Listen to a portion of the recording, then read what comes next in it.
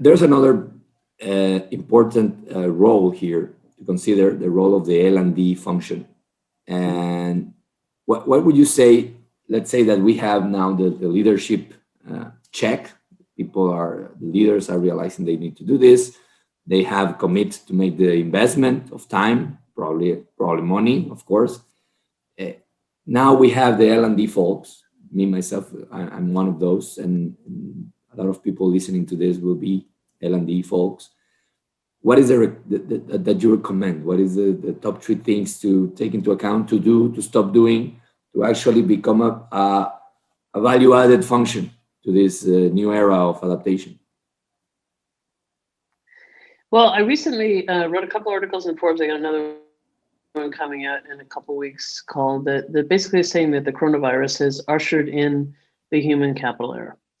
So most of the value we made in the past, things, because we valued property, plant, and equipment, we valued assets, and we treated humans like a piece of machinery. We treated humans like a cost to contain. And now we're realizing that 85+% of the value created in any organization is done so by humans. And then with that, we need to shift for humans not to be a cost to contain, but an asset to develop. And when you do that, then the learning and development function doesn't just become reskilling, because reskilling is frankly catching up. Skills gap is never going to close. It's never going to close. It's going to continue to widen. And that's kind of a good thing, because all the skills gap is a human did something, we found it of value, and we said we need more humans to do it. That means we're making progress.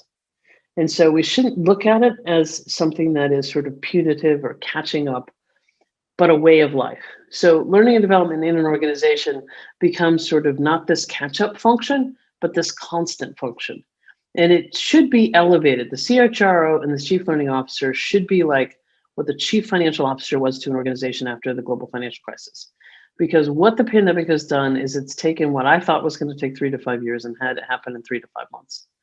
So the velocity of change is accelerating. Your skills gap is going to continue to widen. And then your Chief Human Resource Officer and your Chief Learning Officer become some of the most important functions in the organization, because they're scanning the horizon, looking for new skills. They're also looking to invest in humans for all the things we don't know they can do. So a skills gap is codifying and transferring skills we know about that we know we need. But what about all the exploration for things we don't yet know about yet? So the Chief Learning Officer looks at not only mapping the skills to the needs as things emerge, but also looking to invest in people to explore that horizon for the things we don't know yet.